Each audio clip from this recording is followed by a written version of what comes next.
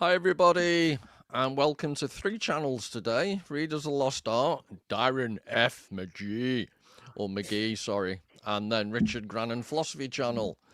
And we're already arguing off camera as to whose idea this was, because I can swear blind it was Darren's, and now he's denying it. I have the paper trail, I have an email trail. The only innocent person involved is Richard, because it definitely wasn't his idea. But that's a rarity. yeah, so I will explain why it was Darren's idea, and then he can defend himself. So basically, Darren has lobbed in Carl Rogers' name a few times in various discussions. And I was getting, who is this Carl Rogers bloke? So I suggested we look at him and discuss him. And that's what we did. So, Darren, over to you. Why is he a wonderful person? Why did you want us to talk about him? Some of the things we've talked about in previous discussions, I think his concept of conditions of worth, the real versus the ideal, fit a lot of the things we've been talking about. I think that a lot of the distress, a lot of the anxiety that we face in life are a lot of the things that we think we should do, the things we should have, the things we should be like. It's a lot of the shoulds and the musts that cause us a lot of grief. A lot of times we're talking to ourselves as if we are somehow inept, we have failed somehow, without actually examining what those conditions are. Are they reasonable or otherwise? You know those two, sorry, I'm senile. You mentioned 2 of his key ideas at the beginning of your little spiel there, and neither of them are in the bloody book. They must be in a different book. So I ploughed through On Becoming a Person, looking for this notion of the ideal, and unless I've missed something, it's not bloody there. The book is a compilation, I believe, of essays and lectures and things like that. Yeah, it's a compilation of things, but his concepts are largely around, as I say, the distance between the real and the ideal, the conditions of worth, some of the things we place on ourselves, some of the things we place on other people, some of the things that other people place on us, sometimes when even the conditions of worth conflict as well. Richard, are you familiar with his work? What do you make of him? I am. My angle on this is, I reckon I know why Dr. Paul Tillich doesn't like this. That's my angle. Do you want to hear my pitch? Before you do, how do you know I don't like it? I know you. I know you. This is too kind, too patient. I know. You know why? Because I've actually made like a very late New Year's resolution with myself to try and be less of an arse. How's that going for you? Well, I thought it was going okay until you just pointed out I already seem antagonistic and anti-Carl Rogers. It's too. It's too. So I think. So I'll give why I think Dr. Paul Tillich doesn't like it. I think it's lacking in edge, and I think it's lacking in an acceptance of human darkness. And I think these are valid criticisms of Carl Rogers. So the way I was going to try, so I was like, how would I convince Paul that there is something there that has some edge to it? You'd need to recruit Lacan. So you'd say the Rogerian point about there not being, about us being an adapted self, like Darren says, the ideal and the real. So it could be seen as the adapted self, the self that adapts to society. And in a Lacanian sense, that's us trying to fulfill the endless requirements of the big other. And we drag in a bit of Winnicott and say, Rogers is being a bit naive here. He's a kind, empathic man. He's raised in a religious way. And I think he went from his religious strictness to being non-dogmatic and empathic and kind and accepting, which is great. But what Winnicott would say, so we know what Lacan would say, Winnicott would say he's naively assumed that a real self was allowed to form, and then culture and society puts its pressures on and creates an adaptive self. And then finally we'd bring in our old friend Mr. Slavoj Žižek, and he would outright deny, he would go further than Lacan and say there is no real self. The further you look into yourself, the more you hate it. And so we need some darkness, some edge for Paul to even really want to engage with that. Maybe you could bring in a bit of Jung and say there's a lack of shadow integration there. But Darren convinced me when I was in a gym, on a phone call with him in a gym, to take Rogers seriously. And I do think as like as a sort of a nascent idea, it is powerful. It is powerful. It is a bit naive. It is a bit, in times, a bit aphoristic. It would be very easy to misinterpret and very easy to do Rogers light and just be all mystical and just let yourself off the hook. But just love everyone and everyone's fine as they are. And I don't think that's Rogers' message, but I think it's easy to interpret it that way. I'll stop there. Well, can I explain why I'm not as down on him as you think I am? At one level I am, at another level I'm not. And it's very unusual for me to be A, ambivalent, and B, slightly sympathetic. So we'll see how this goes. But basically, I think if you read him as a practicing therapist, he obviously has helped. And from everything I've read about him, he was a very charismatic speaker. So he's helped a load of people. His method of being a therapist worked.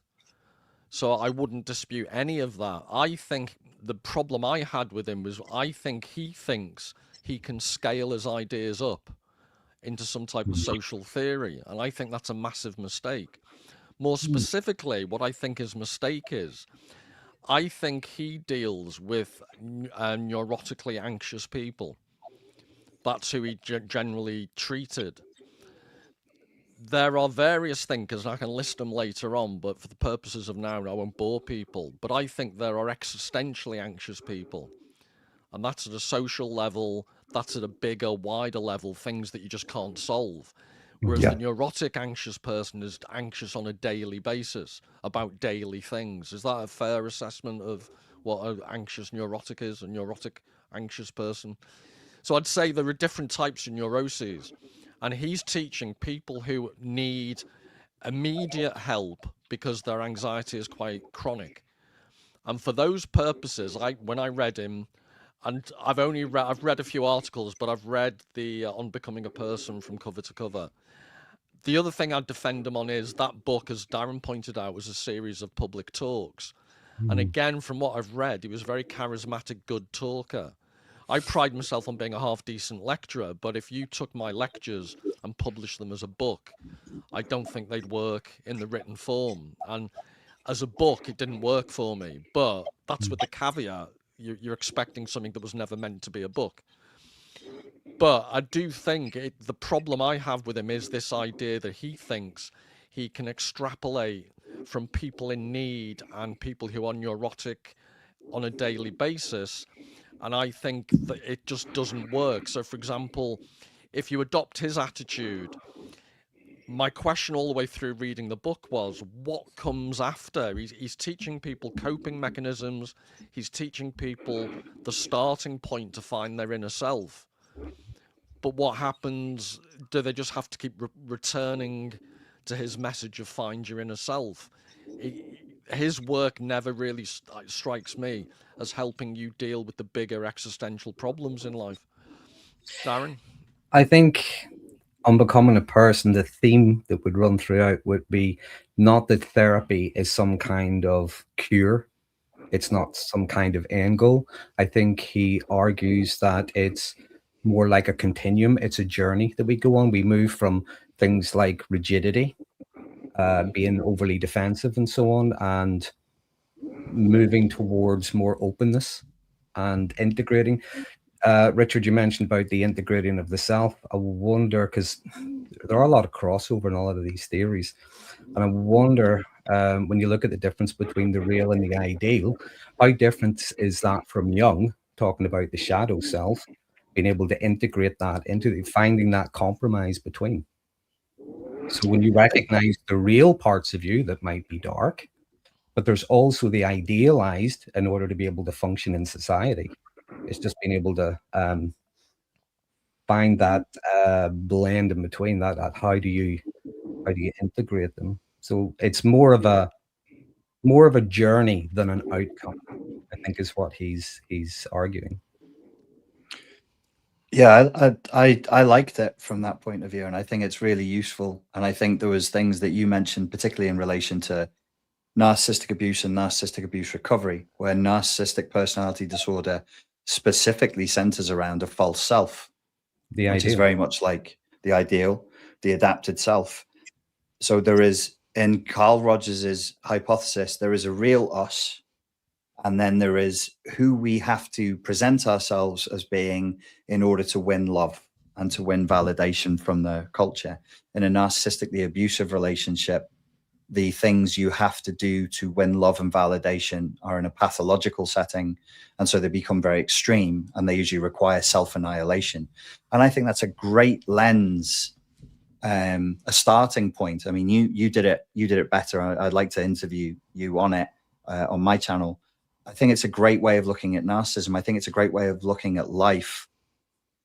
But then, as Paul says, so in the microcosm of the therapy room of the client therapist relationship, I mean, there's very little you can fault Rogers on. If you do what he says, therapy will be better. If you don't do what he says, therapy will be worse. But then it's like Willy Wonka and the Chocolate Factory, where there's that room that they walk into. I don't know if you remember it. And it just gets narrower and narrower. Yeah. There's a moment. Yeah.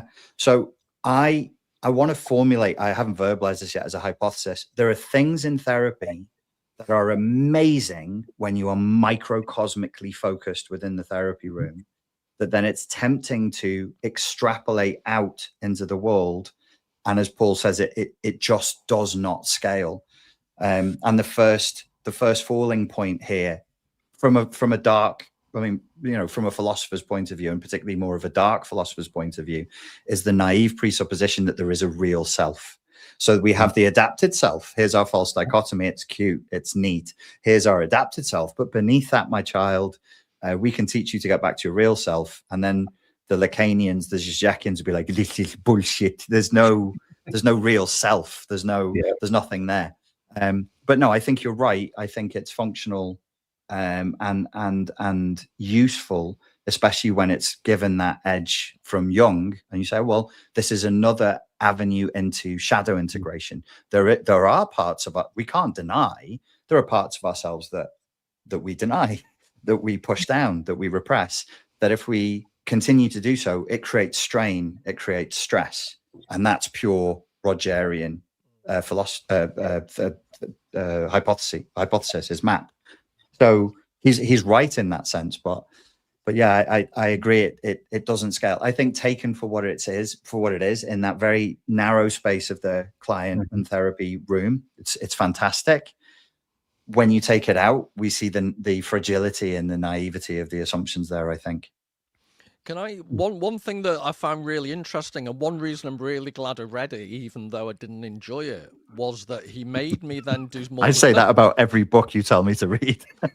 I'm really glad I read it, but I fucking hated reading. And I've heard Paul's response whenever you say that. You weren't meant to enjoy it. You're not meant to enjoy it. I found it a different way to phrase it is I found it frustrating because I found parts of it glib and surface level. So I think what Richard calls an edge, I want the intellectual equivalent of SAS training course. I want to not be able to feel my legs and lose a lung in order to get fit to be in the SAS. And I want to do the intellectual equivalent. Whereas I found it slightly shallow and a bit superficial, but I want to emphasize the caveat. If he's talking to other therapists and they're using it practically, I totally get that. But then I went and I saw it's interesting because in his own lifetime, he was a public intellectual. And he spoke to other public intellectuals. And I haven't found all of the interviews, but I have found the analyses of the interviews by various academics. So there's 3 people he spoke with that particularly interested me. One was Martin Buber. I'll just jump in if you know anything about these people. Martin Buber was an Austrian Israeli and basically a Hebrew scholar. And he had this concept of I and thou. I think in German it's ich and du. And that's opposed to ich and es, I and it. And I mention this because Rogers quotes him in the book on Becoming a Person very slightly. And the relevance of that is the I and the thou in Buber's work is a genuine, holistic, sorry to use that word, but this genuine relationship with somebody else. So the ich, es, I, it is treating someone as an object, and that's obviously bad. So I think Rogers was influenced by Buber and this idea that you treat people as a genuine person. And when they spoke together, Buber developed the notion of acceptance, which, correct me if I'm wrong, is one of Rogers' idea.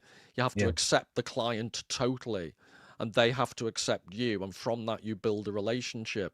Buber nuanced that slightly by saying you could also have what he calls confirmation, which isn't just acceptance, it's the I-thou relationship that actually mutually reinforces both of you and changes you as people because you've had a genuine encounter with the other person.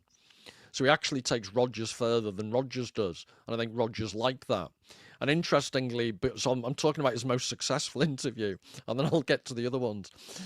Buber was had in one of his books a paragraph that basically said he didn't think the I-thou was genuinely possible in real life. It was an ideal. And after he had his interview with Rogers, he actually asked the editors to take it out because he found the interaction with Rogers so constructive. And he basically was saying if everyone had this type of chat with Carl Rogers, there would be I-thou in the world. So that's testament to what a lovely, charismatic bloke he was, and he genuinely listened. On the downside, he then had a couple of talks, one with Gregory Bateson, who I'm a massive fan of, the guy who did double bind, schizophrenic theory. And the accusation at the time was they spoke past each other. It sounded like it was a perfect storm for an awful event because I've forgotten where precisely it was, but it was in America. It was a stiflingly hot day, and there were there were very bright lights on the stage. So both of them said it was unbearable, but they were accused of speaking past each other. And when I read that interview, the analysis of it, I got it. It was really revealing. It was like being slightly in therapy because I adopted Bateson's position.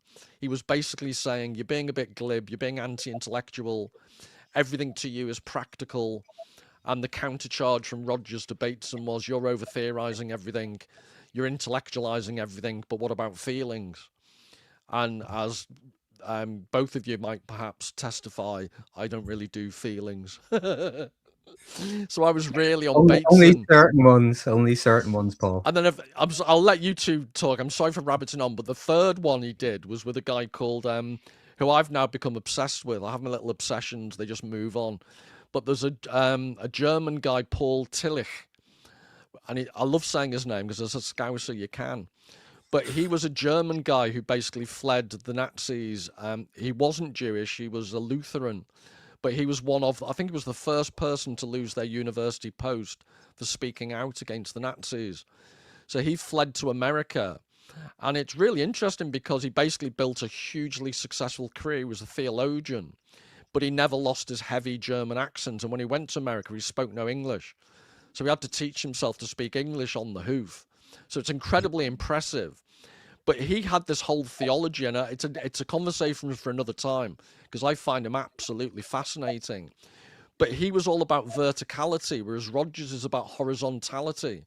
So Rogers is all about people socializing at a horizontal level and finding their true self. And then he does talk about going down into yourself.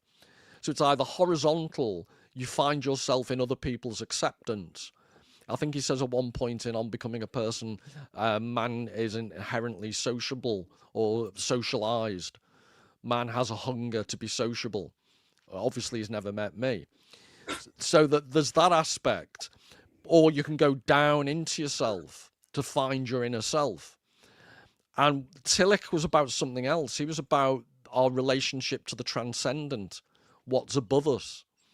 And uniquely, what was brilliant about Tillich is if anyone out there is an atheist or is an agnostic, Tillich is your man as a theologian, because he basically said, Nietzsche says God is dead. Tillich says God doesn't exist. And it's a very clever way of looking at it, because he doesn't exist because why would God need to exist? It's only the human conception of objects that makes them need to exist. So all these like stupid paradoxes, could God dig a hole so big that God couldn't get out of? They don't exist if God doesn't exist. And he's not meaning there isn't a God. He's meaning God doesn't exist the way human beings exist. Yeah. And it's all about the human relationship with the eternal. And he built a whole theology of art and politics based upon how human beings identify themselves in relation to a transcendent entity. And forget God, is it? He doesn't anthropomorphize God. He's talking about God as an emblem of the eternal. Now, it's a very long-winded spiel, but what I'm saying is Rogers at no point has any sense of the eternal. He has no sense of the vertical. And I think from what you both said, he was slightly anti-religion for whatever reason. I think it was Whereas what Tillich was doing was saying, you don't actually have to be religious in the conventional sense to understand that you need a sense of the transcendent. And I think that's an accurate, or I think it's quite a telling critique of Rogers that he missed that out, which again, that's why I said very early on, to me, it's about existential anxiety, which is about our mortality, our relationship to death, the fact that we are going to die. I'm not, because I take fish tablets every day, but you two are going to die.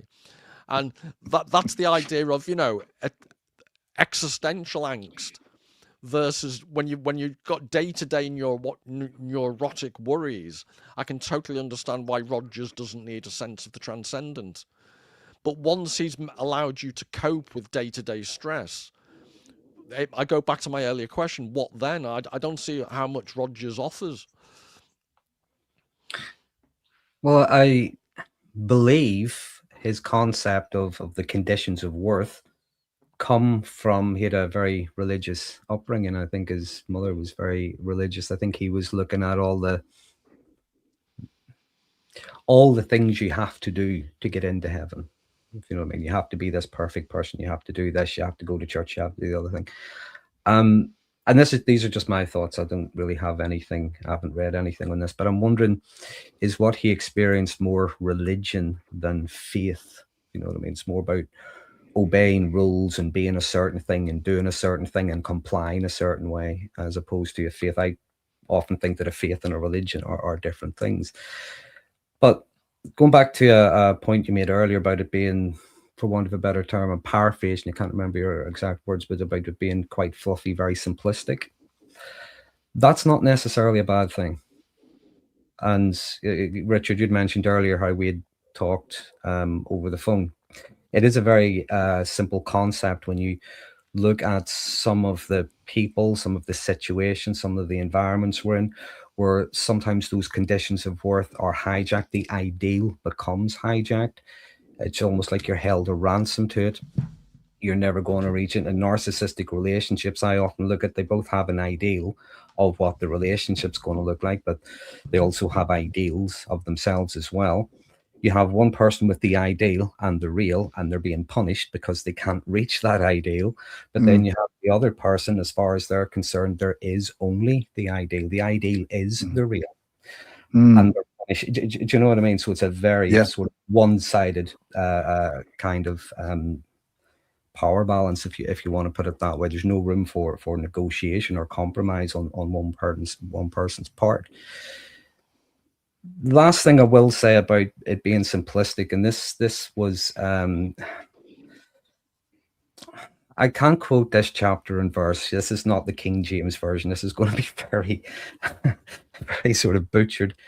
There's a lecturer that was teaching us person-centered when we were training to be counselors, taught us the person-centered module. Told us a story. There's this story in the Old Testament of this guy who has leprosy, and he hears about this prophet that can cure leprosy. So off he goes and he asks the prophet, "Would you cure me?" And the guy just says, "Yeah, just go and wash yourself in the Jordan there 7 times." And he's actually quite angry about this. He leaves, he packs up the stuff, he goes, he's throwing a bit of a hissy fit. But one of the servants says to him, if that prophet had asked you to do something really difficult, chances are you would have done it. And he thinks about it. Yeah. So he goes back, something as simple as just wash yourself in the Jordan, and he's cured. And I think sometimes we have this belief that things need to be complicated. And actually, they don't have to be. And I think the concept of those conditions of worth, the things we do to be accepted, the things that we reject as well, because of maybe are real, they might go against our core values. They might go against our principles. I don't think that needs to be overcomplicated. Yeah. I don't really know how to verbalize this. So if I drift and you think you can help me to verbalize it, do chip in. It's almost as though it's nearly an apples to oranges comparison. Paul, did you say that Paul Tillich had said the I-thou relationship can't be found in reality, then met Rogers and then said edit that out? No, that's Martin Buber. Sorry. So I think that's a very revealing story. So the only adjacent example I could think of is, you know, I was raised in my teens. I was doing a lot of Zen meditation, and Zen meditation is very profound subjectively, but it's not a spectator sport. And when you try to verbalize what you're doing in Zen meditation that you feel like is doing you so much good, it really sounds very stupid, because you're like, oh, well, I'm sitting, doing what? I'm breathing. And then what? Nothing. What are you thinking about? Nothing. What are you doing? Sitting, breathing. What is it? Nothing. And from the outside in, you go, this is really stupid, but then deeply profound to experience directly. So then is what Rogers offering more of a skill to be applied than a theory to be thought about? And not that I'm defending Rogers, but was he coming not just from, I presume he was popular in the 70s, not just from a religious dogmatic background, but a mental health dogmatic background where psychiatrists spoke down to patients? Nowadays, we're so subsumed in Rogers' work, we go, well, that's fucking obvious, but it wasn't then. Like psychiatrists did talk, a psychotherapist would talk down to patients. And Rogers was saying, you know, the major element of the therapeutic process is not your credentials, is not your fancy theory, is not your fancy modality. It's that I'm here present with the person. How do you package that? How do you make it impressive? You can't.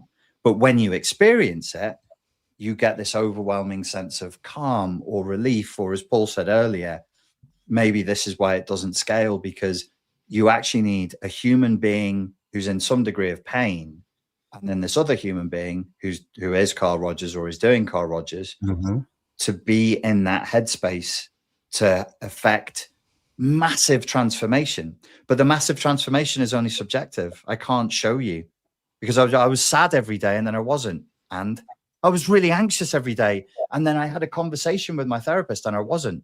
So it sort of moves. It's almost like it's occurring in a different dimension. There's nothing really impressive intellectually there. As I think I'm just adding to what Darren said.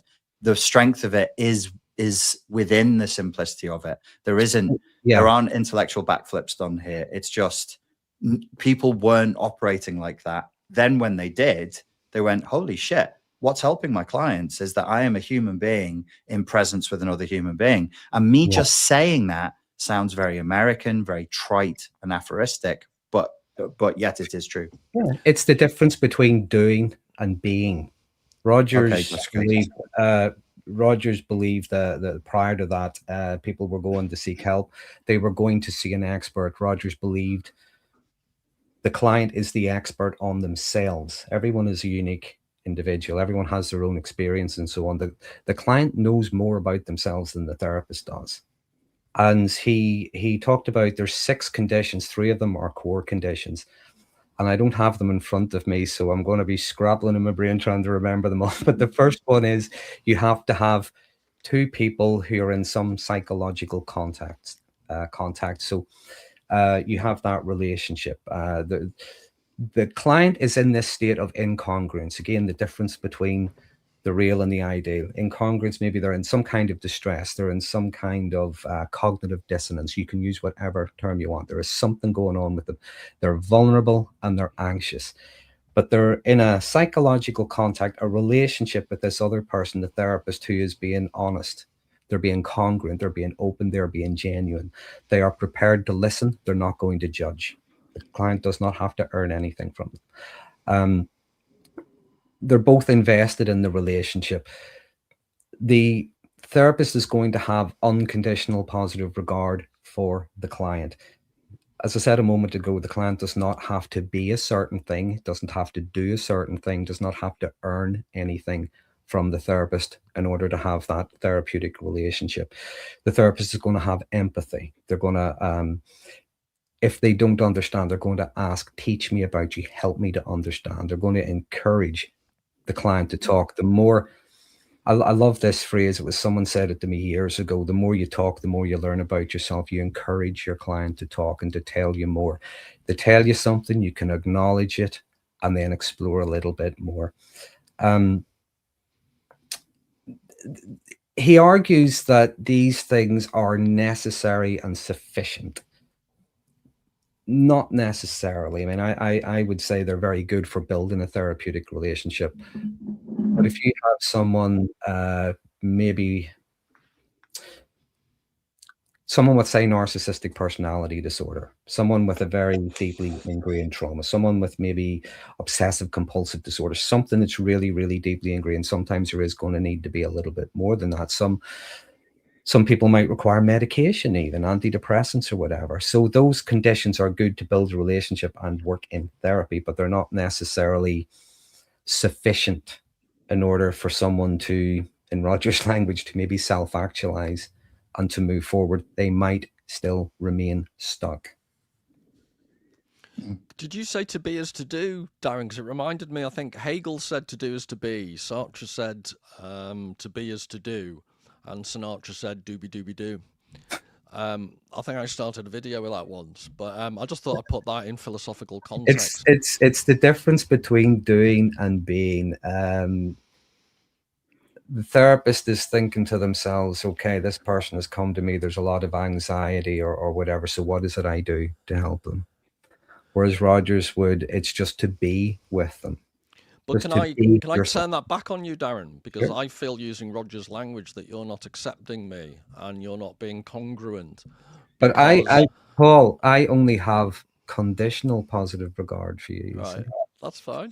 No, because on the issue of like whether something needs to be complicated or not, I don't think you're being accepting of my desperate need to be a pretentious academic git. And I think it's Richard's point about apples and oranges, though. So I think you need to work on your congruence, to be honest. But also on the issue of it's apples and oranges. I'm not saying everything has to be complicated for the sake of it, but it's my distinction between, if you're going to talk about existential angst, it's the experience of the eternal, and it's humankind's history, literature, art, all the complicated interactions humankind has had with the eternal. How could philosophizing and theorizing about the eternal not be complicated? My point about Rogers is he is simple and uncomplicated because he's not doing that, which is absolutely fine. I wouldn't criticize him at all. It's when he then tries to upscale what he's doing that is simple and is justifiably uncomplicated into areas that are just equally justifiably complicated. So I think it's category errors. It's things have their place, and I think he's misplaced his uncomplicated approach. Not that his uncomplicated approach is per se wrong. You just need to know when to use it. No, I would agree. And to be fair, I would use it in therapy, but I don't use it in real life. I don't use it when I go to buy milk or something. It's just something I do. And his approach is very good for building the therapeutic relationship. And I work integratively, which means I would draw on different disciplines, different modalities, but I would use his framework for building that in the first place. Can I ask you both? Sorry, go on, Richard. Just as a contrarian point that you might enjoy. If I was Carl Rogers, I might say, well, the client who comes to me and says, listen, your therapy doesn't deal with existential angst. I don't know where God is. I don't know what life is all about. Rogers may say that is a sublimation of the fact that you fundamentally just feel anxious. So sit with me and talk to me as a human being. And if through the conversation of me doing my Rogerian presence, acceptance. There are no values that you must fulfill, because a lot of the free-floating anxiety people feel are genuine. This is Richard speaking now. I genuinely think are because we're only semi-consciously aware of the multitude of conditions we have to fulfill that drag us away from our quote unquote true self, or what we would otherwise be doing with our time had we the choice.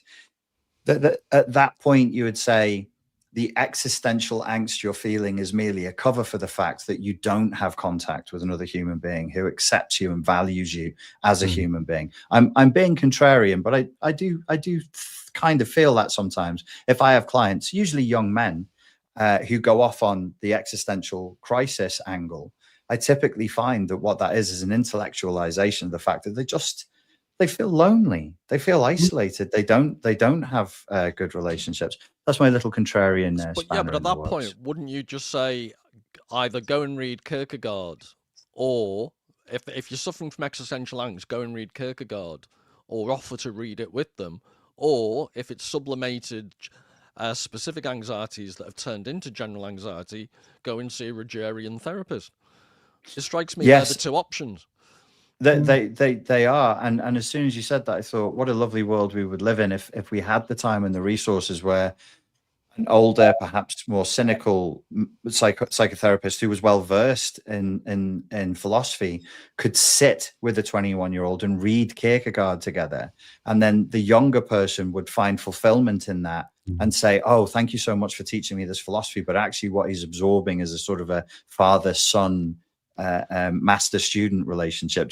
I'm only saying that transference, the transference, and sometimes, no, always, or nearly always, the game that we play that we say is for this thing is usually about something else, right? Which means that Rogers then, in a very fundamental way, is correct.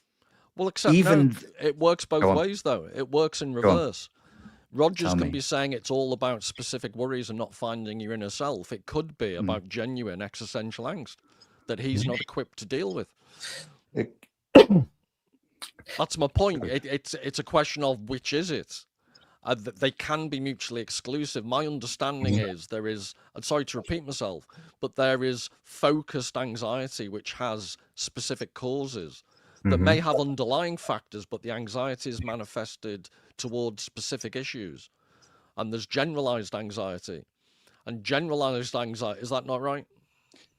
Well, easy found the crossover. Go on, Darren. No, I was going to say that commonly what you find with all of us to some degree when we're struggling with something, and sometimes it feels like it's just one damn thing after another, and sometimes it could well be there's stuff coming at us from all directions. A lot of the time what you might find are recurring themes and threads that run throughout them all.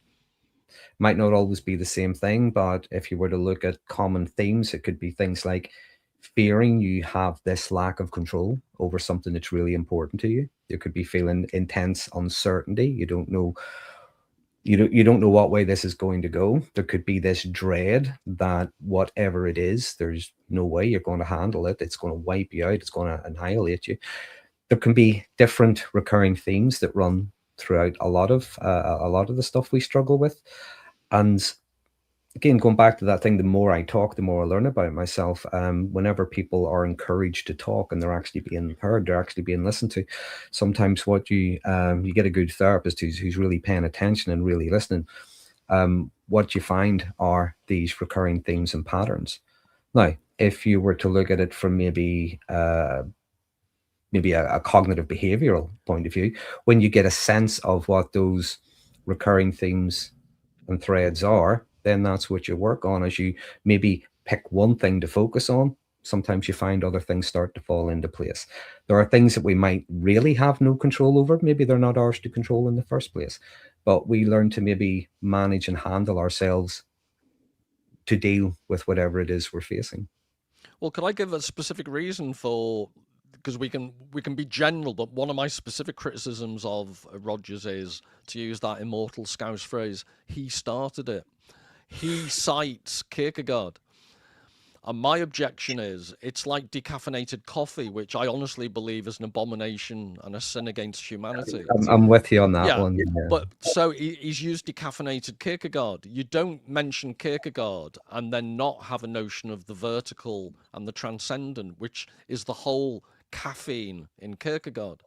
So my accusation against Rogers was he wants to use Kierkegaard because he has this lovely phrase, be the true self that you can be, which sounds like an American perfume advert.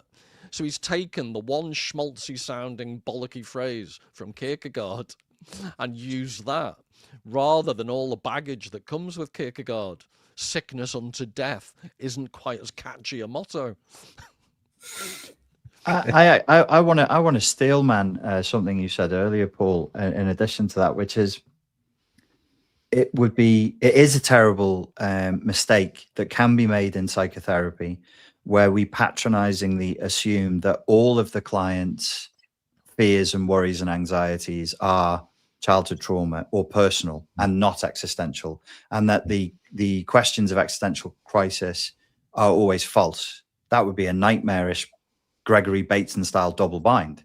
I say I'm really upset because I'm not sure if God exists or not, and I insist, no, you're afraid, some Freudian cheap thing. You're afraid your father will abandon you or castrate you or something like that. And I'm not listening. I'm insisting, and it becomes a kind of a dogmatic ideology. I do think that's a pitfall, and it's a bit of a problem in psychotherapy because psychotherapists and counselors, I don't know, unless they marketed as Christian counselor, Muslim psychotherapist, you're not really supposed to go there, are you, Darren? Or can you go there? No, that's well, the way I was taught, that's what we have things like clinical supervision for, even our own personal therapy. It's to leave our stuff at the door. Remember we said earlier about I was going to say Freud there. Roger said a Freudian slip. It would have been. Yeah. He's saying about having empathy. He's saying about having unconditional positive regard. He's also saying about being genuine. Those three things he called core conditions. Are you really being those things if you have your version of what is wrong with this person, what they should do? Again, if you going back to Rogers, all the shoulds or the musts and have tos. Are you really helping someone by giving them a list of things they should do in order to feel better? Well, the counter argument, Darren, is it depends. So, for example, Philip Reith wrote a series of books about the way in which life has become deadened. And his main theory was the idea that there's now a complete lack of injunctions in life. There's a complete lack of normative, you must, you ought, the 10 commandments. Well, so his argument is we've gone wrong because there are no commandments left. Whereas Rogers is saying get rid of all these oughts and shoulds. No, it's not that he's saying you should get rid of them. He is recognizing, he holds it in congruence. He's recognizing the distress we feel because of a lot of the shoulds. He's not saying the real is good and the ideal is bad. It's not Jekyll and Hyde. They are what they are. They both have their place. It's recognizing, if you look at someone and you look at the distance there is between them and the conditions they have to reach. Now, some of those conditions might not be unreasonable. They might be difficult, but they're not unreasonable. I always use the examples like passing your driving test. Passing your driving test is not an unreasonable standard or condition. But it doesn't follow the passing. Why did you choose that, Darren? That was a bit mean. Yeah, I feel castrated. Passive aggressive. I forgot you don't drive. Sorry about that. Okay, well maybe that was my own forgot. Oh, Darren, can I point out inadequate men have huge cars and I don't even drive. I've got a mini metro. Well, I don't even drive. What's that telling you? Hey? But I use that as an example because passing your test might not be easy, but it is not an unreasonable standard because everyone has to do it. So it's not that he's saying that they are bad and you should get rid of them. It's recognizing the distance between the person and the expectations, the standards and the conditions.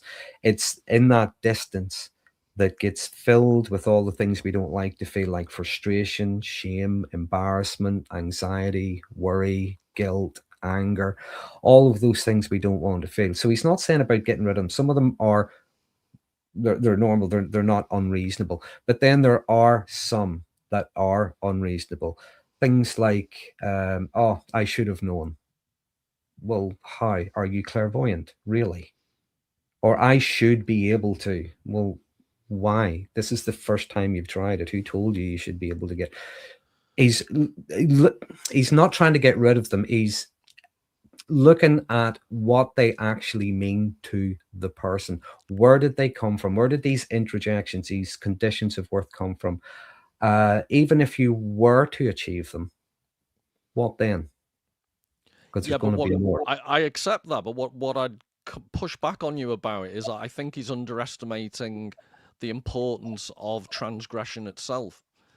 So you get a kick out of transgressing, but in order to transgress and get that kinky kick, you need the interdiction. You need to be forbidden from doing something. And I think in a Carl Rogers world, ideal world, there would be less interdictions. I think you're being slightly disingenuous about that. No. This is incorrect.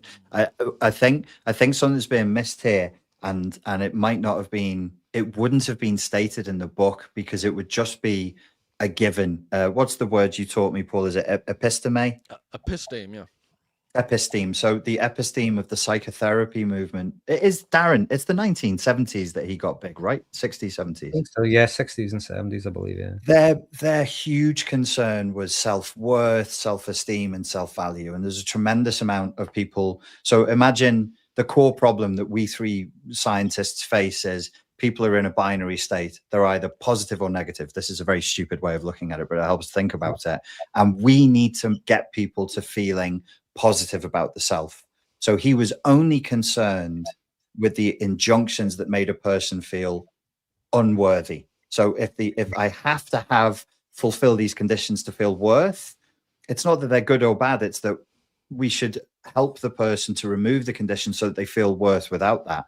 Outside conditions and injunctions, I don't really think Rogers was massively concerned with. It was the positive, negative. Do they feel as though they have essential value for being human, or do they not? I think that's the focus that's missing. Because you might have missed something I was trying to argue in response to you saying I've missed something. So we're in a miss off here.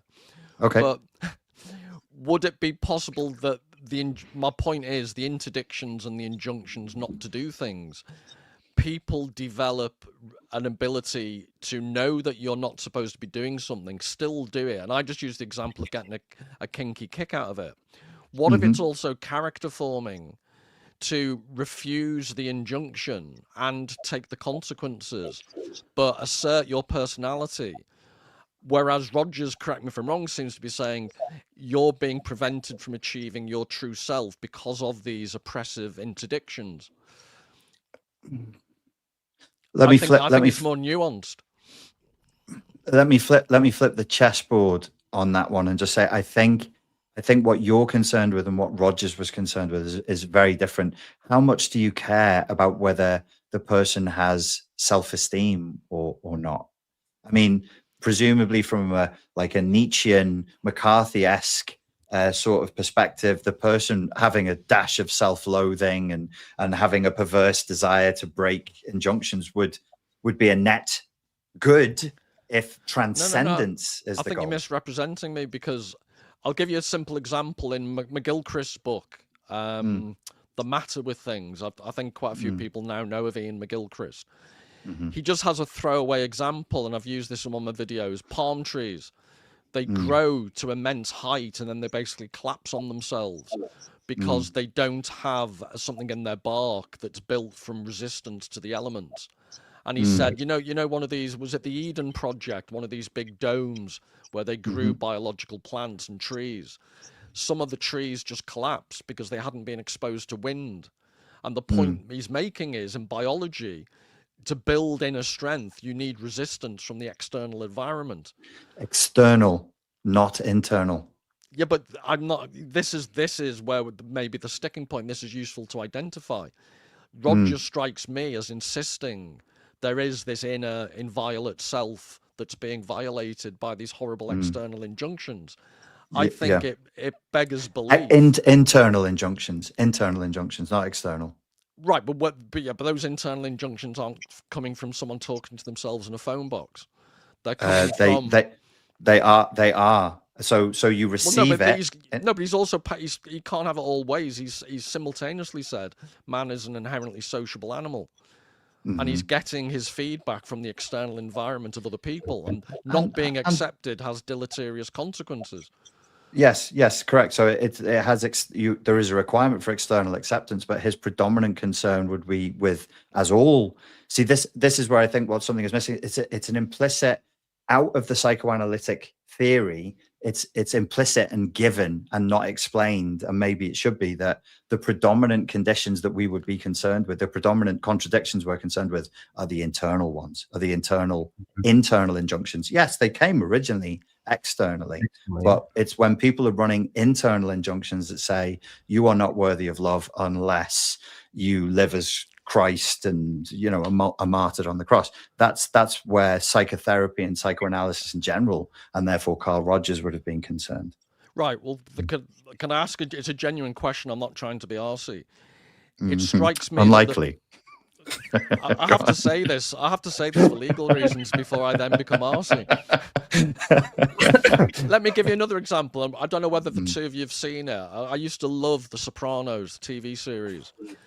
I'm probably the only person that's never seen that, right. But everyone tells me. Well, if you'll just bear with me, Darren, because people who are viewing may not be up on the finer points of Carl Rogers, but they may have seen The Sopranos.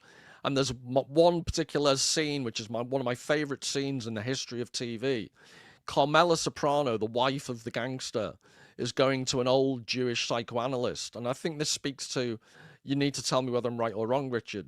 A potential difference between psychotherapy and psychoanalysis. Psychoanalysis, in the old traditional Freudian sense, is embodied in this psychoanalyst who's this old Jewish guy. And he absolutely shocks Carmela Soprano. He says, what you've told me means you need to go home, pack a suitcase, one suitcase, not all your fur coats, because they were bought with blood money. You're living with a murderer. Blood is on your hands. Leave with the kids. And no, you can never, ever say, no one told you. This is your responsibility. And the funny thing is, in the series, she's constantly talking to this Carl Rogers-like Catholic priest who accepts her totally, eats all her pasta, and never gives her strong moral guidance. And this old Jewish psychoanalyst is the epitome of everything I value in life. No bullshitting, cruel honesty. There is no hiding from the honesty he gives her. And he says, I will not take your money.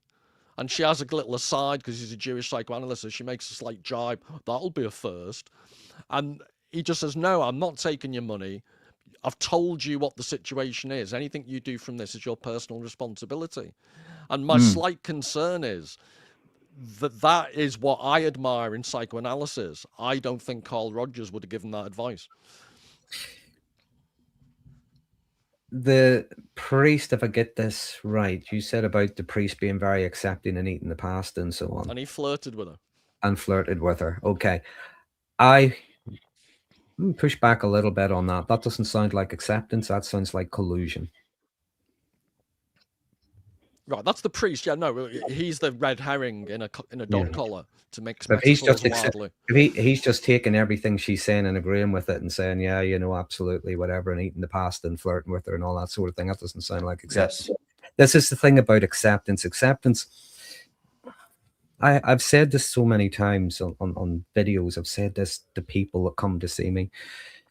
Especially, if you imagine someone who's maybe struggling with grief, with a bereavement or something. This is the thing about acceptance. A lot of the time we look at acceptance the wrong way around. We struggle with acceptance in a lot of different ways and for a lot of different reasons. But sometimes we're looking at it the wrong way around. When we accept something, it doesn't mean we're okay with it. It doesn't mean we approve of it. It doesn't mean it's fine. And it doesn't mean it doesn't matter. Sometimes at its bare minimum, all we're doing is acknowledging it is what it is. Now, both Rogers and Jung said the same thing slightly differently in two different contexts. Jung said, if I paraphrase him, it's only whenever I accept something, I'm now free to change something. Rogers said, it's only when I accept myself just the way I am, then I'm now free to change.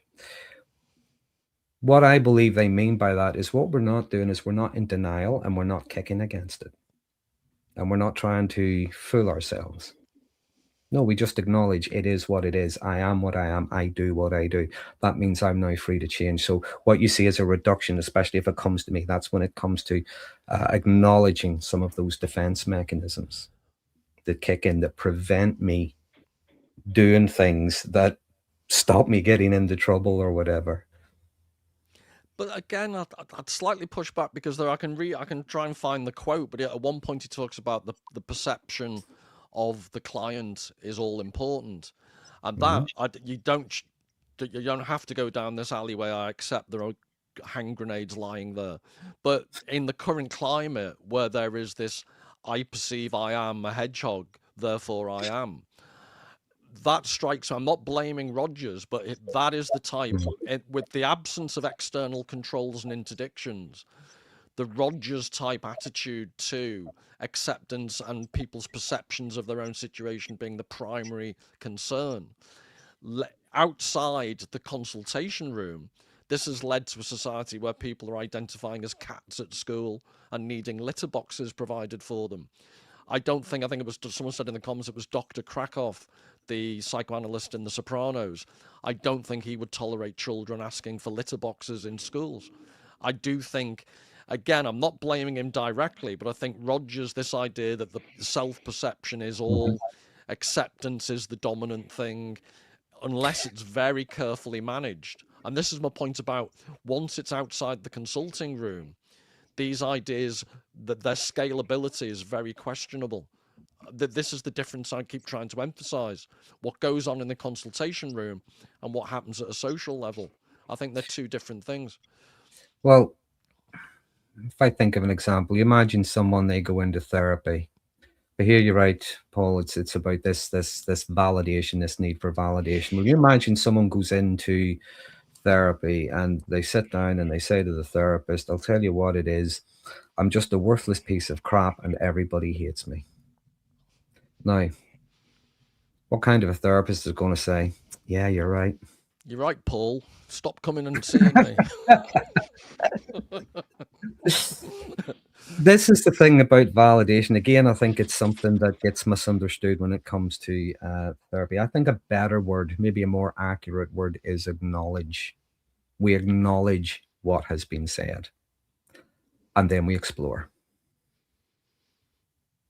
Well, at least that's what I do anyway, and most therapists do. You acknowledge the client's perspective and their perception and their belief. You don't jump in straight away with trying to reason with them or try to argue with them or try to tell them how they're wrong. It's very Rogerian phrase just to say something as simple as, tell me more about that. Before I forget, Richard, it leads on to something about Darren, but when you mentioned the idea, we need to talk about this in future more, but this idea that if you could somehow blend, because to be fair to Rogers, I was thinking at certain, all the way through, I've marked the book, comments like art or philosophy that would really feed into what he's talking when he talks about personal experience and going into your inner self. And I do think, I know there's art therapy, but, you know, people do potato paintings and feel better, but that's not what I'm talking about. I'm talking about a much closer alliance between psychotherapeutic insight and the artistic experience. And I had actually, because Richard made some joke about someone sitting there in the room, but I had this image, Darren, and please don't be offended, but I'd be in your office wearing a balaclava. And then I thought, I can't do that because Darren's from Northern Ireland. But if I was behind a curtain and you're doing the therapy, and then I shout out like the Wizard of Oz once in a while, read Kierkegaard, sickness unto death, at certain points. I'm half joking, but this is actually what isn't done. And I really do think would have some value to build upon the therapeutic process. How do you know that doesn't happen? Because I think I would have come across it. I knew a guy he's retired now, a therapist from many years ago. And he used to work with kids in school. He was a therapist, and he would work with school kids. And he told me that a lot of the kids that would go to him, there would be those that would come to him with the difficulties, the problems, there's different stuff going on. But then there were others that maybe they were told they had to go. There was a bit of resistance. There was a guy, maybe in his 40s or 50s at the time, whatever. And what he used to do with them is the therapy would take place over a number of weeks as he taught them how to play chess. And the therapy would take place as they were playing chess. He was teaching them how to play that. He was building a relationship with them. And after a couple of sessions, they would start to talk more and more openly. So it's not to say that things like that don't happen. It's they do. A lot of therapists are very creative. Sometimes I don't not necessarily going to recommend a book. Sometimes I will. I'll recommend, something like Feel the Fear, do it anyway. But other times, I'll say, have you read Moby Dick? Or have you read The Count of Monte Cristo? If you don't want to read it, go watch the movie or something. I like to work with Richard and say, go and read Blood Meridian.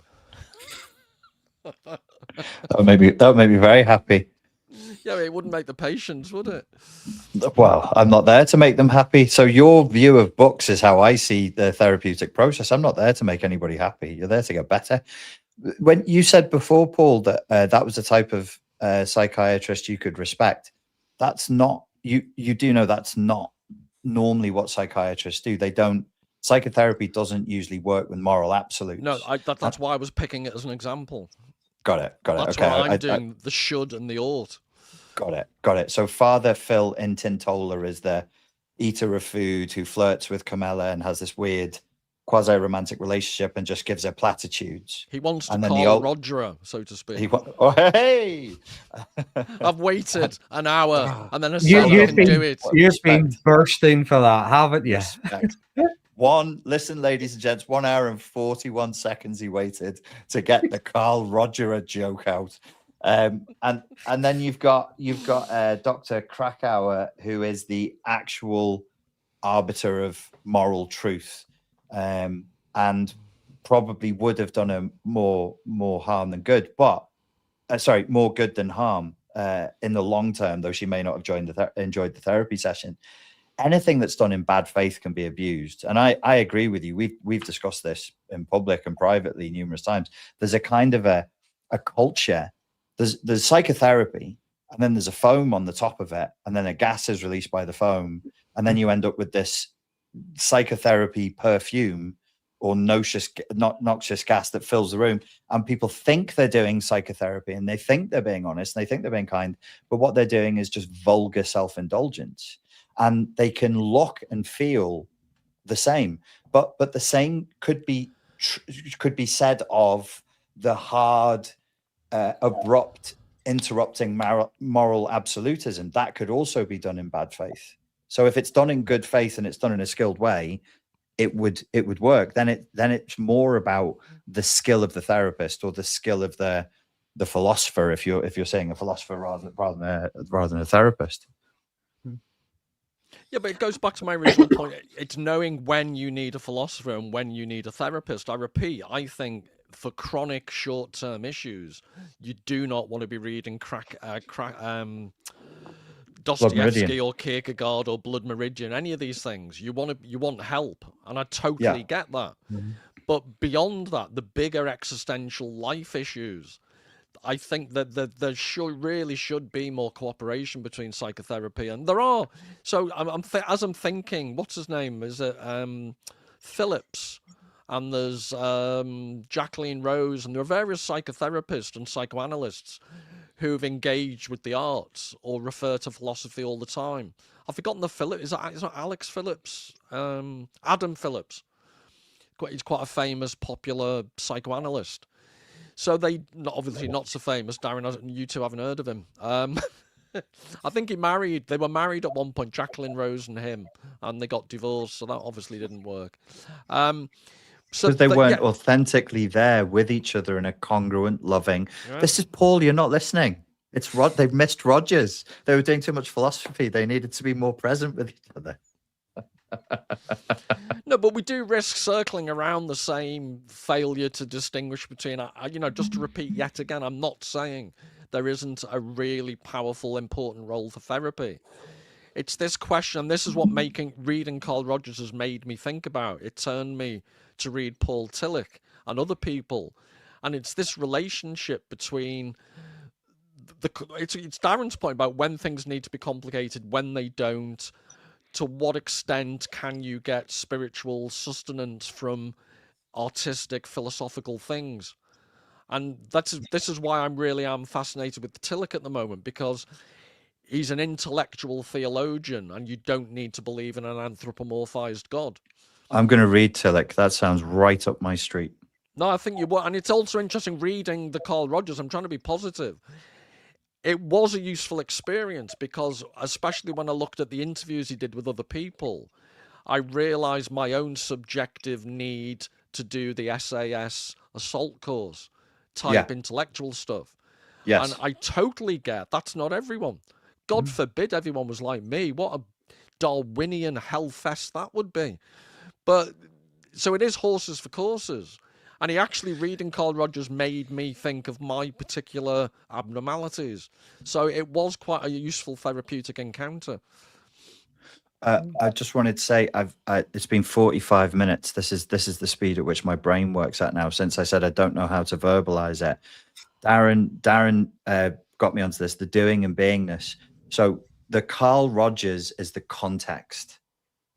He's only providing context. This is how we talk. And I think the content could be anything, and it could include moral absolutism, art, philosophy, but the context is set by Rogers, which is you are taking the person as they are. But then once that's been done, I mean, I'm only repeating your point, Paul. In other words, the client comes in and they're very, very anxious and they're very depressed. You're obviously gentle with them in this very Rogerian way, but you could continue to be Rogerian even as you develop banter and pattern interrupts, and you start to take the piss out of them when they're whining, and you have like a running inside joke like, oh, there's your mother's voice again, right? You don't want to be listening to that old bitch, do you? Ha ha ha, which is totally inappropriate therapeutically, but can be a good pattern interrupt that lets them feel, in a Rogerian sense, I am here with another human who's accepting me with all of my flaws as I am. So maybe the ultimate defense of Rogers, which I'm not a huge fan of Rogers, but the Rogerian method is to say it's really just the cup, the holding instrument in which the relationship takes place, but the relationship must go beyond this. And I like, if we're going to set a goal, transcendence. Yes, that's actually a very lofty and good goal, but yes, we should aim for some sort of a transcendent objective. I just don't think Rogers was thinking in those terms, and maybe the gift that he gave the world was limited. Well, except again, to push back on that, he did. Why must you push back on everything? Why can't you just humbly accept it? Because, for example, he had a whole philosophy of teaching and learning that was all about student self-directed. Let's all sit in a room and work out what we're interested in. Whereas I am the SAS Sergeant Major screaming, you will learn Nietzsche. And yes, there's a room for both. But for example, I can see the advantage if let's say you're at a community college in a disadvantaged area. I can totally see why a Rogerian approach to teaching would make perfect sense. My problem, again, I'm trying to introduce a distinction. My problem is the Rogerian approach has been utilized inappropriately at elite universities. I witnessed it. And I was, held to account for having the old Spartan, you will learn and I will teach you. I am your teacher. I'm not your facilitator. You will bow down at my feet. I'm joking. But there was this, I am the teacher. He's not. He has horrible feet too. I've seen them. They're gross. But you get my point, Darren. There is. I do. It's not that I'm blaming Rogers. I'm saying often some of his methods are misapplied. And I do think Rogers did have this learning philosophy he wanted to be more widely adopted. And personally, before you answer, Darren, we're 1 hour and 9 minutes in. The three of us can start kicking the shit out of woke culture now. What I said earlier, I work integratively, and I think a lot of therapists do these days. The person-centered approach is very, very useful, very, very helpful for building the relationship. And I'll give an example. So sorry, Darren, what's integrated? You said integrated? It means I would use different modalities. I would sometimes use a little bit of CBT, psychodynamic, a little bit of Gestalt, solution-focused work. There's different therapeutic approaches that I would tap into. Going back to the doing and the being, let's think of an example. You imagine a child who was brought up, again, maybe in a narcissistic family. Children in narcissistic families, because the parents are living vicariously through them and everything is conditional, they grow up learning how to do as opposed to how to be. You find them years later and they go into therapy. What's happening in that space is the therapist, I don't know if this is the right term, and I hope I'm not getting this wrong, but what's happening is what a healthy relationship looks like is being modeled. The client does not have to earn anything from them. They do not have to do certain things. They do not have to behave in certain ways. So in that relationship, but then they start to understand. The more they're talking, the more they're getting to learn about themselves, the more they're understanding themselves. Well, the question is, what then? Now, again, there are person-centered therapists who could work continually in a person-centered way, just like there's psychodynamic therapists who will work continually in a psychodynamic way. But what I would maybe bring in, and it always depends on the client, what it is they're looking for and what approach would work best for them. Sometimes I might bring in a little bit of solution-focused work. And what I like about solution-focused work is there's a paradigm shift, the difference between exploring problems and difficulties, where you start to explore exceptions, you start to explore strengths, you start to explore resources and options and things like that. So you start to build on those things. There might be a little bit of CBT, a little bit of maybe psychoeducation, a little bit of exposing yourself to the things you're uncomfortable with. There'll be a lot of different things, but the whole time, regardless of what else is being brought in, that relationship is still a very person-centered one, where the therapist is not telling the client they know what's best in order for them to go and do and get better. It's the client uncovering these things themselves. The therapist is only working collaboratively with them as opposed to directing them. Yeah, it's just on the education front, that's personal to me, because in Wales, for example, I think they've done it in Scotland, they've built a whole curriculum at school about student-led. Mm-hmm. And I just think, honestly, anyone who's a professional educator who thinks that's the way to go, you do need to go to therapy and get your head tested. That's a misinterpretation though of Rogers and that style of therapy, client right? Person-centered as opposed to person-led. The client and the therapist work collaboratively. Yeah, no, sorry, we're talking about two different things. I'm talking about specifically, if we can move therapy to one side. Okay. He had a learning philosophy, and one of the essays in Becoming a Person is about his learning philosophy. Mm-hmm. And I also read an article about people gave their perception of being in one of his student-led classes. So he really did pursue this. I'm not just making it. It's not my caricature. Okay, then I will denounce it. That's degeneracy. He's taken the idea too far. That's well, not and again, work. No, because I think he did one course. If it's part of, no, he should still be shot for saying what he's. I don't care if it's one course. If it's one option amongst a whole rigid Spartan, lose a limb if you fail an exam type ideal university like I'd propose. If you're allowed one wishy-washy Rogerian student-centered module, that's fine. We don't need to shoot people because we disagree with them. Sometimes a stern frown will do. I wasn't saying shooting. I was saying amputating. I said shooting. I never mentioned. I'm sorry. That was Richard. I was in favour of amputation. So Richard and I, there's a schism here. To be fair, once they're shot, they're usually quite unresponsive to all therapeutic modalities, including Rogerian. So perhaps I was being too extreme there. If that's so when I go on my rants that I've bored both of you with about woke culture taking bits of psychotherapy that are entirely appropriate in the safe space of the client-therapist relationship, but don't apply to the military. They don't apply to banking. They don't apply to education.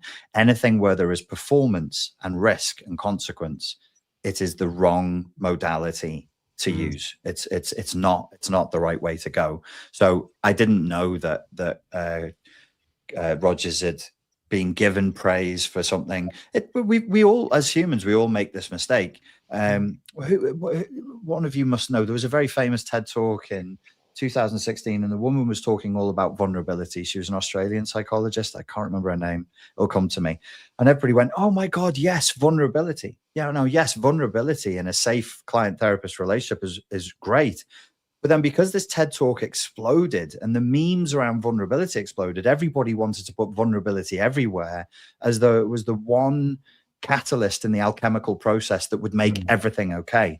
It's great in some therapeutic relationships. It's garbage when you're trying to run a budget for an emergency ward in a hospital. It's just not. So I think that's just an error. It's not applicable. It's wonderful here, therefore it's going to be wonderful everywhere. No, a therapeutic relationship should be a safe space, no moral judgments, safe boundaries, and so on. The education system really should have safe spaces for students who need therapeutic intervention, but those students should go to therapy. We don't want universities, and I know I'm preaching to the choir here. We don't want universities that become big therapy rooms. We don't want we don't want universities to turn into big asylums and mental health institutions. That's not going to do anybody any good, and it hasn't. I've said so many times, I believe this, and this is one of the things I would work on, depending on what someone's coming with me with. I think there's 4 things. If you want to be a safe, be your own safe space. You can be your own safe space, and you can do that. You can be that when you have a healthy level of confidence. And that's just about having faith in yourself, just having a level of faith in yourself, not arrogance, not this belief that you're indestructible, having a level of confidence. Also, going along with that, a level of humility as well. Those things are not mutually exclusive. You can have both. But then there's also resilience. And lastly, there's courage. Those 4 things, I believe you can be your own safe space. I'm not saying that you're not going to struggle. I'm not saying that difficulties aren't going to come up. Resilience, humility, and courage. What say you, Paul? Would that suit the SAS Spartan University? The courage thing it's a major part, and this was going to mention that the famous Paul Tillich book that most people might have heard of is The Courage to Be. And despite the wanky title, it's actually a very hardcore Spartan SAS type book. But one of the structuring themes in that book, it's mentioned in several chapters, is the concept of courage. Because I think there's a Plato dialogue in which it's the one thing Socrates, or one of the things, but when they're talking about the virtues, it's the one virtue they can't define. What is courage? Well, it's sorry, go ahead, Paul. Well, they struggle to define it because Tillich argues it's the grounding of all the other virtues. It's having the ability to stand up, and it goes back to this idea of standing up to your mortality, standing up to dangerous situations. But it's an amorphous but incredibly powerful virtue. Very difficult to define. Again, let's look at things the opposite way around. I think one of the reasons it can be difficult to define is because you can't have courage unless you feel fear in the first place. So if you think fear is a bad thing, which it doesn't have to be. Well, this goes back to the existential dread. Kierkegaard, it's no coincidence, fear and trembling. Fear is one of the constitutional, and it goes back to Richard's point about our woke society. Fear isn't allowed, or fear is mitigated to the nth degree. And I was going to broaden the discussion open because we're getting towards the end anyway, but the concept of, I think one of the problems with Rogers' theory that isn't his fault at all, to make that clear, he was writing before an era of social media. So I know we broached this topic about your internal resources versus external influences. But what happens to people who are trying to find their inner resources with an external environment that is totally distorting traditional notions of selfhood through all the pathologies of social media. And I don't think Carl Rogers could have foreseen the poisonous environment that people would be placed in. So to send people out, with optimism, thinking, for example, that a major Rogerian belief, correct me if I'm wrong, is that people are innately positive and good if you allow them to be, if you give them the environment. Well, the corollary of that is, if they don't have the environment, if the environment is structurally organized to deprive them of their true inner self, to what extent can they prosper? And that's the thing, that the situation we're faced with social media. It's almost designed to destroy a true inner self. This wouldn't be Rogerian. This would probably be more CBT based, but maybe what you'd be looking at there would be what's known as a little bit of reality testing when it comes to those beliefs, a little bit of reality testing, evidence for and against, sort of thing. Where do they come from in the first place, and do they stand up to scrutiny? Yeah, but I think I'm saying something more than that, in the sense that, and I think this is something Richard might be interested in, because I saw one of your recent videos, Richard, was about dogmatism. And Tillich has this notion of the demonic, and it's not the traditional notion of the devil. The notion of the demonic, it's linked to the idea of the Dionysian. It's the opposite of religious ecstasy. And the best way to describe it is it's a type of creative destruction. So, to give the example before the definition, the Grand Inquisitor in Dostoevsky's Brothers Karamazov, he is basically saying to Jesus Christ himself, I will defend the sanctity of the institution over actual sanctity. That is, so they've created an institution in that parable that actually the institution destroys sanctity, but that institution was created. So for Tillich, the demonic is this coexistence of the creative and the destructive, as opposed to the creative and the good. And that strikes me as a really interesting way to think of this widespread tsunami of weird ideology that we're surrounded with. It also explains the Chinese Cultural Revolution, Stalinism, these demonic ideologies that actually take on a life of their own. And in that type of context, again, how do you develop a sense of personhood if there's this infectious demonic ideology all around you? It's incredibly difficult. If there are all those conditions to meet in order to be accepted, and those conditions that might go against your moral compass, your core values.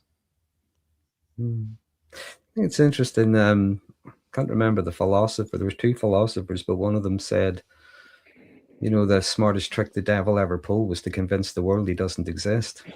But then after him, another philosopher said the second greatest trick he ever pulled was to convince the world he's the good guy.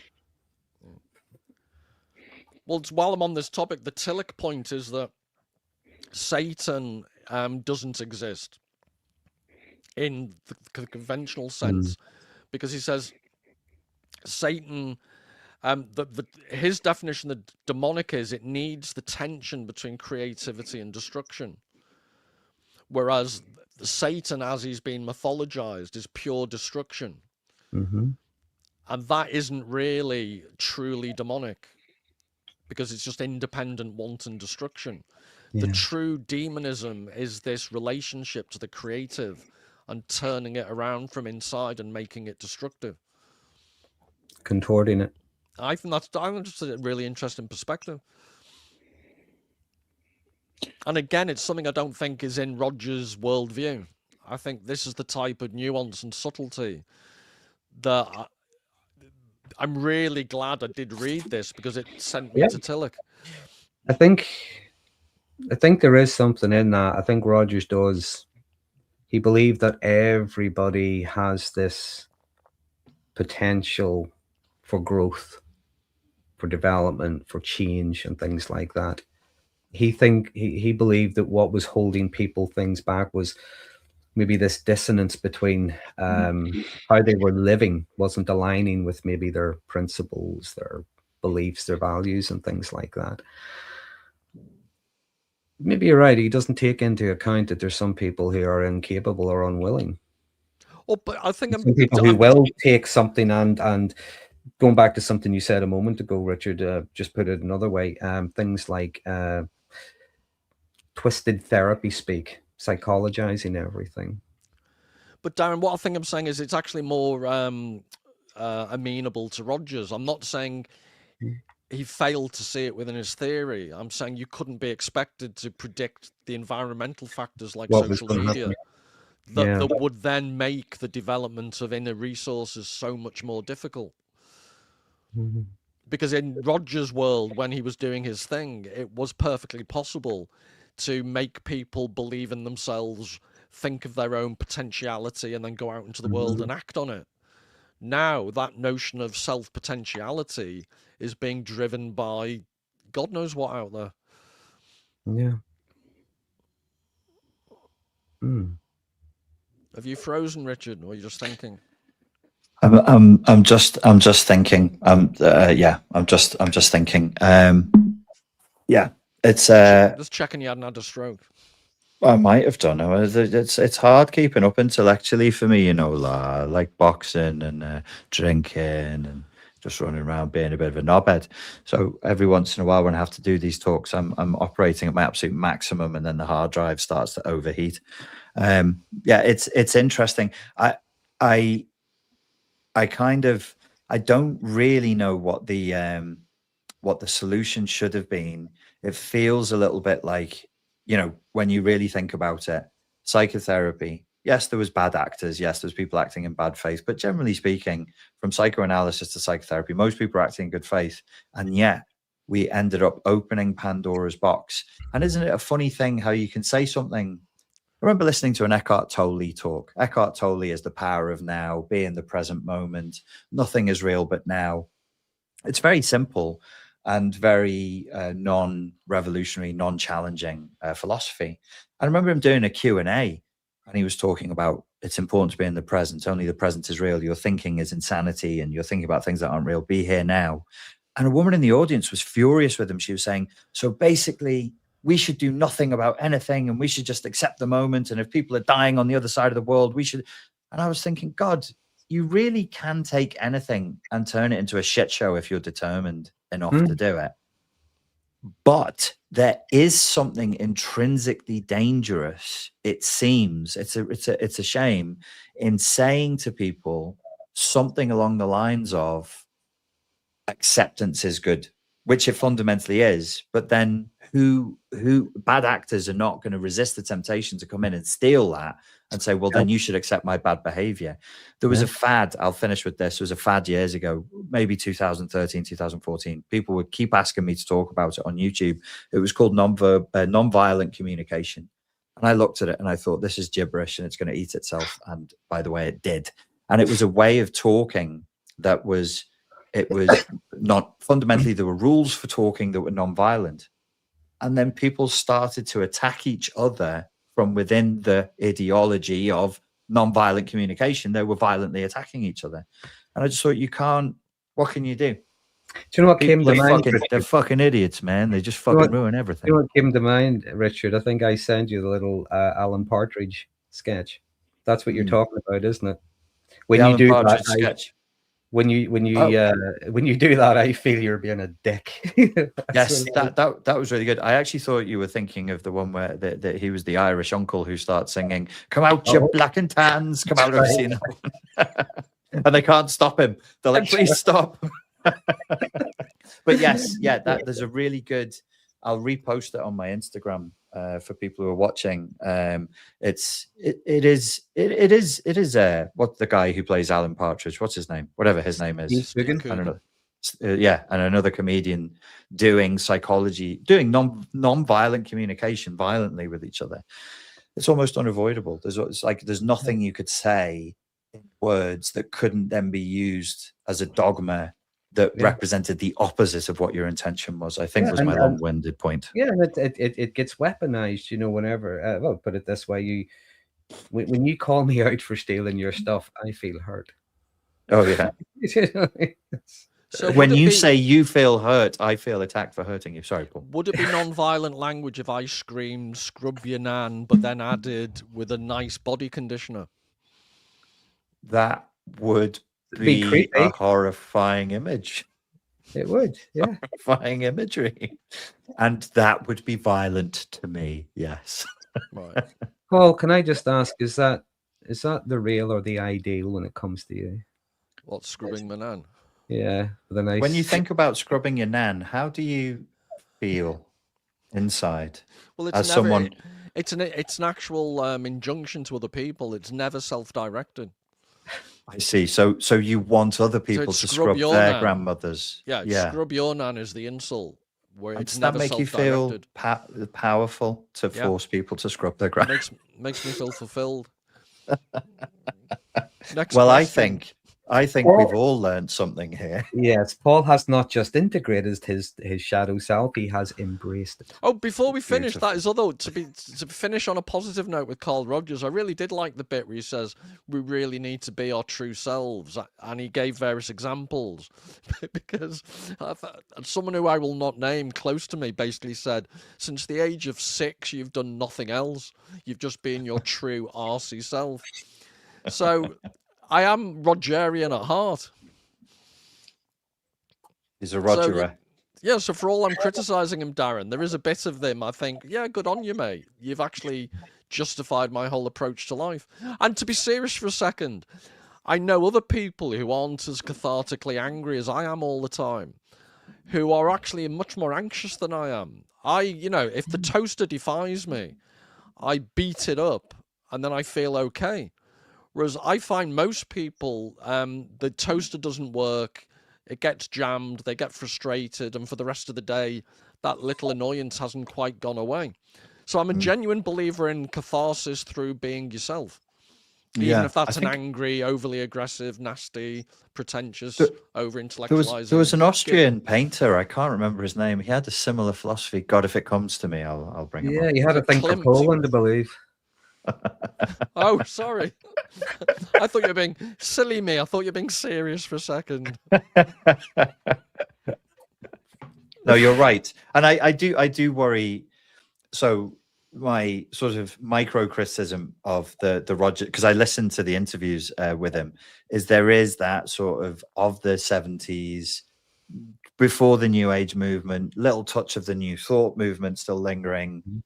We're going to be our authentic selves, and our authentic selves just so happen to be really nice and calm. And I thought the same thing. I was like, if I was my authentic self, you wouldn't like it. If I was sat in a room with you people, none of you would enjoy that at all. So there is, to make the Zizek point, even our notion of authentic self is still infected with ideology.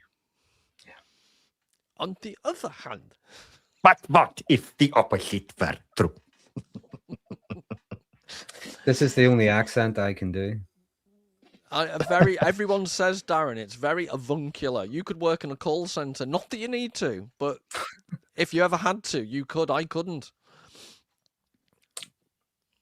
Do you love yourself today? And if you don't, why not? I know where you live. You will show yourself love from now on. For that is the agreement we have made in therapy. Sorry, everyone. This is the thing. I refuse to go on Richard Grannon's channel and comment anymore because he abuses me online by doing this all the time. He's an internet bully. That's what he is. But Darren's got a lovely accent, and all I can do is sort of a bad Ulster. Yeah. And Darren, I've got a Mardy Ringo Starr accent, and I get angry and or excited, and dolphins beach themselves. So there you go. Be thankful for what you've got. Right. So on that note, should we all agree that was a stunning success? That was a good chat. Thank you, everybody. Yeah. No, actually, I think we all got pretty much equal time, unless I'm deluding myself and I spoke over you all. We all had something to say. We all did. So thanks everyone in the comments, and hope to see you all soon. Goodbye. Thanks everyone.